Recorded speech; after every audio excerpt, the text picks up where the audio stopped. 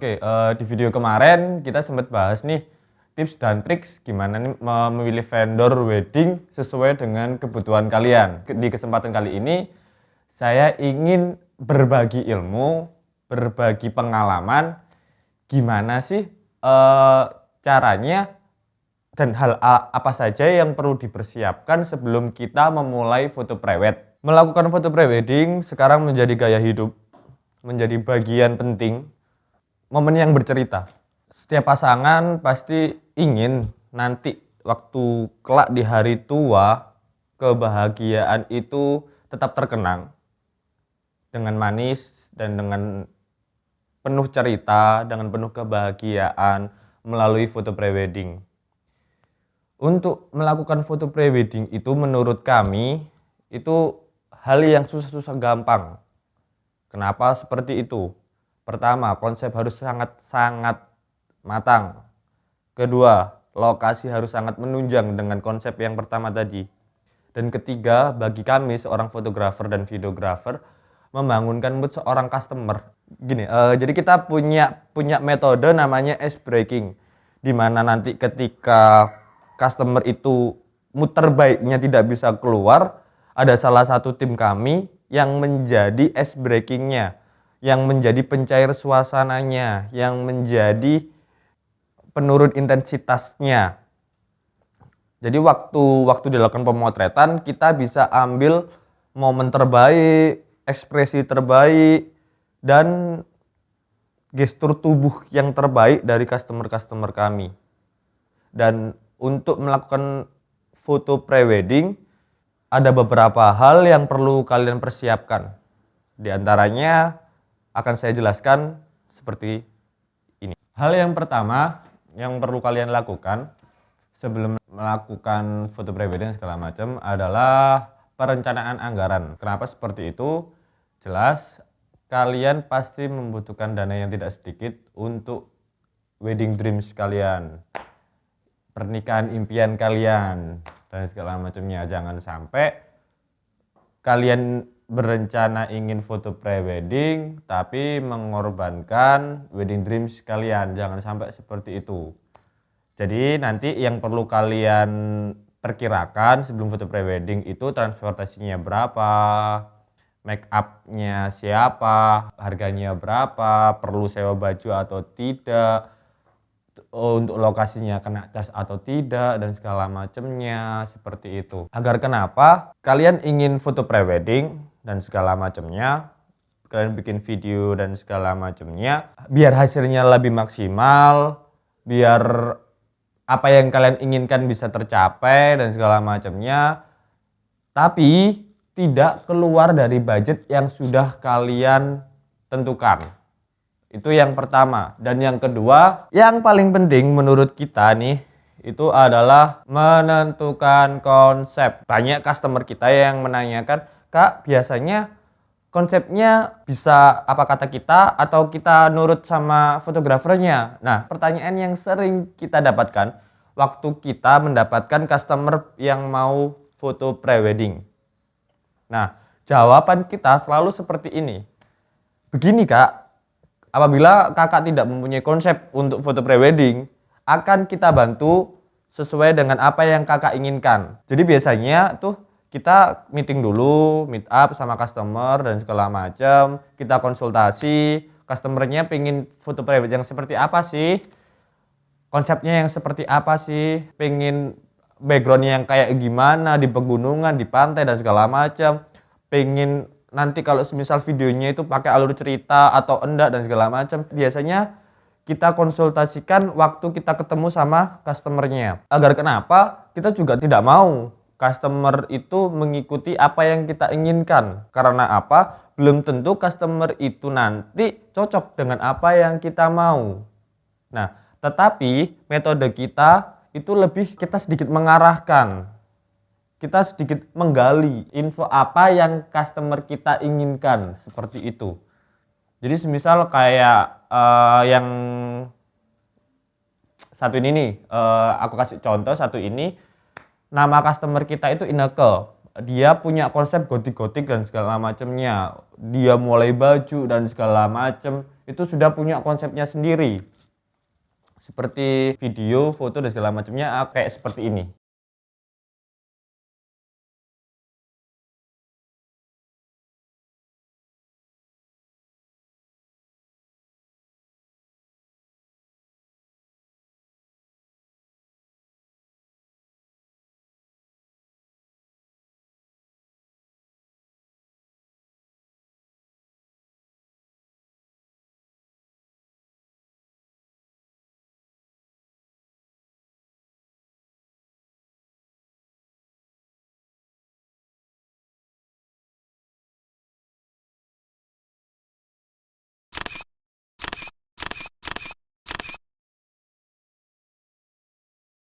Nah, seperti video yang barusan ini, tapi kenapa tidak kita kasih lagu, biar nanti nggak kena copyright dan segala macamnya. Dan kalian apabila penasaran, seperti apa sih jadinya videonya dan segala macam, kalian bisa klik link di bawah, bisa langsung lihat di Instagram kita, @_infinitycreator.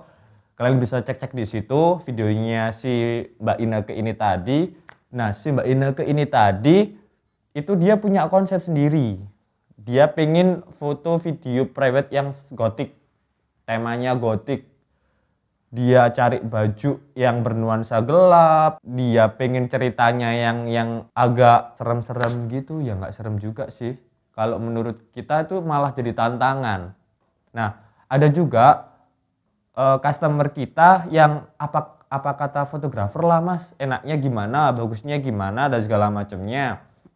Nah, di situ biasanya kita tetap nggak semena-mena, oh mbak gini aja, enggak.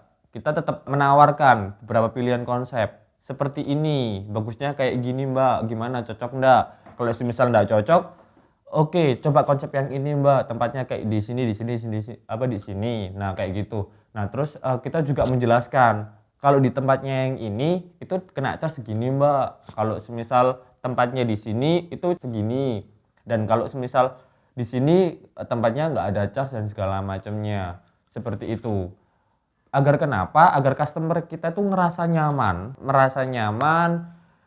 apa yang mereka inginkan itu kita bisa penuhi, apa yang mereka bayangkan kita bisa wujudkan, dan kita juga punya harapan, dan harapan kita sebagai seorang fotografer, sebagai vendor yang menyediakan jasa foto dan video, karya kita, apa yang kita berikan hasilnya ke customer kita itu nanti menjadi momen yang bisa diingat sampai nanti di hari tua mereka. Dan yang ketiga, menentukan tempat. Setelah kalian memikirkan konsep, brainstorming sama fotografer dan segala macamnya, yang ketiga dan yang tidak kalah pentingnya adalah menentukan lokasi prewedding. Seperti yang saya singgung tadi, menentukan tempat dan kalian menentukan konsep itu dua hal yang tidak bisa dipisah. Ya nggak mungkin juga dong kalian pakai konsepnya casual dan segala macam, tapi tempatnya di kuburan. Terus kalian pakai baju pendaki tapi tempatnya di pantai, kan nggak masuk akal juga kan. Nah, untuk menentukan tempat ini tadi, ya kembali lagi ke poin yang kedua tadi, menentukan konsep. Tentukan dulu konsep kalian. Apabila konsep kalian sudah ketemu, sudah cocok dan sudah fix, baru kalian menentukan tempat. Seperti apa konsep kalian, kalian baru menentukan tempat. Biasanya kerja kami, apabila customer kami memilih tempat outdoor seperti di pegunungan, di pantai dan segala macamnya, waktu pemotretannya kita bagi menjadi dua. Biasanya kita jam 6 pagi sudah mulai pemotretan sampai jam 10 pagi. Habis itu setelah itu kita break sampai jam 2 siang. Baru kita lanjut lagi jam setengah 3 sampai maghrib. Kenapa seperti itu? Karena cahaya yang paling cocok, cahaya yang paling enak untuk dilakukan pemotretan di luar ruangan atau outdoor itu sekitar jam 6 pagi sampai jam 10. Cahaya masih warna-warna kuning. Dan matahari itu belum di atas kepala. Jadi jadi gini, Kalau mataharinya di atas kepala tuh kan jelek tuh. Bayangannya kayak horor gitu loh. Nah, kalau misal jam 6 sampai jam 10 mataharinya masih belum di atas, cahayanya juga bagus-bagusnya, masih agak soft. Nah, itu bagus banget. Nah, nanti kalau sekitar jam 10 ke atas itu kita biasanya break. Kita ngobrol-ngobrol sama customer biar suasananya lebih mencair, biar customer lebih punya biar lebih terbuka sama kita. Nomor 4, memilih vendor fotografer. Di video sebelumnya, teman saya sudah menjelaskan, si Trivano Herdayanto menjelaskan bagaimana memilih vendor foto yang profesional, oke? Yang membedakan fotografer profesional dan fotografer amatiran, kalian bisa lihat di posting-postingannya, posting-postingan Instagram, hasil foto-fotonya di Instagram dan segala macamnya. Di situ kalian bisa memilih sendiri, kalian bisa menilai sendiri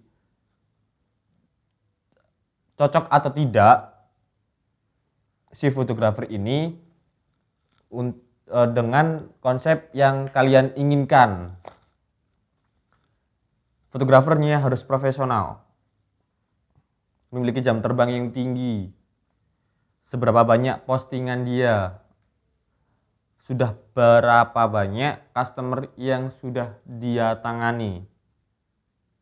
Mungkin kalian juga bisa cek di komen-komen di Instagramnya. Seperti itu. Di zaman modern, di era sekarang ini, banyak sekali kasus kejadian customer kita wedding itu cerita, "Mas, aku kemarin dapat fotografer yang tidak kompeten." Dalam artian, dia mungkin jam terbangnya kurang, dia menawarkan dengan harga yang murah, customer itu memilih, tapi hasilnya di luar ekspektasi itu banyak banget. Saya ya seringlah dapat cerita dari customer wedding yang bercerita, "Mas, ini loh foto aku kemarin pengen foto ulang sebenarnya, prewedku hasilnya tidak memuaskan dan segala macamnya. Mas, ini loh kemarin konsepku nggak cocok sama yang aku pengen foto ulang segala macamnya." Di situ kalian harus benar-benar teliti agar kenapa? Agar kalian tidak keluar biaya 2 kali hanya untuk foto prewedding. Itu harus benar-benar kalian matengin, kalian pikirkan, kalian pilah-pilah fotografer sesuai nggak sih fotografer ini sama konsep yang kalian inginkan. Cocok nggak sih fotografer ini itu dengan keinginan kalian gitu loh. Bagus nggak sih fotografer ini? Kelebihan fotografer ini apa sih? Oh iya, kelemahan fotografer ini apa sih gitu loh. Sesuaikan juga dengan budget kalian. Jangan sampai kalian sudah menyiapkan budget kalian segini dengan macamnya, tapi fotografernya ini budgetnya melebihi dari budget yang sudah kalian siapkan. Memilih fotografer itu gini, kalian jangan tergiur dengan harga yang murah, tapi dengan kualitas yang ala kadarnya. Ya, kalian bayar segini, dapatnya segini gitu loh. Jadi saran saya, ini momen seumur hidup sekali. Kalau bisa nggak sampai ngulang. Jadi kalian harus benar-benar memilih fotografer yang profesional dan kompeten sesuai dengan budget yang sudah kalian siapkan. Ingat ya, sesuai budget yang sudah kalian siapkan. Bukan berarti ketika ada fotografer menawarkan harga murah, private segala macam, kalian langsung ambil tanpa melihat dulu jam terbang si fotografer ini, postingan si fotografer ini, hasil dari foto-foto fotografer tersebut. Oke, jelas ya. Yang kelima adalah mengalokasikan waktu. Jangan sampai kalian waktu foto private dan segala macamnya kalian terburu-buru untuk masuk kerja. Jadi saran saya bener-bener cari tanggal yang kosong, kalian bener-bener bisa, si fotografer juga bisa, biar apa? Biar hasilnya lebih maksimal. Ingat ya, jangan dipaksakan ketika kalian tidak bisa. Sesuaikan dulu tanggalnya, konsultasikan dengan si fotografer, si fotografer kapan kosongnya, kalian kapan kosongnya. Nah, ketika sudah ketemu, oke, fikskan tanggalnya dan kalau bisa jangan dirubah-rubah lagi. Karena kenapa? Untuk sama-sama menyesuaikan kadang-kadang itu susah banget. Jadi ketika tanggalnya sudah ketemu, diusahakan jangan sampai dirubah lagi. Kecuali ada kepentingan yang benar-benar mendesak. Yang keenam adalah menentukan wardrobe dan make up. Jangan sampai kalian salah kostum waktu pemotretan prewed. Jadi bener-bener sesuaikan dulu dengan konsep yang sudah kalian konsultasikan dengan si fotografer. Bagusnya pakai baju apa nih untuk konsep yang pertama, nanti untuk konsep yang kedua bagusnya pakai baju apa nih, kayak gitu. Dan yang tidak kalah penting adalah makeup artist. Cari makeup artist, kalau saran saya ya, cari makeup artist yang bisa ikut ke lokasi. Karena apa? Karena ketika nanti di lokasi kan pastinya kalau foto prewedding di luar ruangan kena panas dan segala macam, sedikit berkeringat, make up-nya sudah juga sedikit luntur. Si makeup artist ini nanti bisa nge-retouch kalian agar penampilan kalian tetap maksimal. Jadi saran saya, cari makeup artist yang bisa ikut ke lokasi pemotretan. Dan yang poin ketujuh adalah menjaga kesehatan. Bener-bener jaga kesehatan kalian. Biasanya kalau customer kita prewedding itu kita sarankan H-1 biasanya itu istirahat total. Jadi sepulang kerja gitu mereka sepulang kerja kita saranin, Kak nanti ketika sudah pulang kerja Kakak istirahat total, jangan lupa minum vitamin biar besok keadaannya bener-bener fit, jangan sampai kekurangan tidur. Terus habis itu lagi capek-capeknya buat besoknya gitu, terus habis itu foto prewed hasilnya nggak maksimal, mood terbaiknya nggak keluar gitu. Jadi jangan sampai. Kalau bisa usahakan H-1 itu kalian sudah bener-bener istirahat total. Kalau perlu minum vitamin biar kenapa besoknya kalian benar-benar fresh, mood terbaik kalian keluar, si fotografer bisa ngambil momen-momen terbaik dari kalian. Oke, tadi kita sedikit sharing tentang tips-tips apa saja yang perlu dipersiapkan sebelum melakukan foto prewedding. Semoga ilmunya bermanfaat dan jangan lupa juga untuk share, like, komen, dan subscribe. Dan jangan lupa nyalain lonceng notifikasinya agar kalian terus update video-video terbaru dari kita. Oke, terima kasih. Sampai bertemu di video selanjutnya. Saya Exer Holy dari Infinity Creator dan sampai jumpa.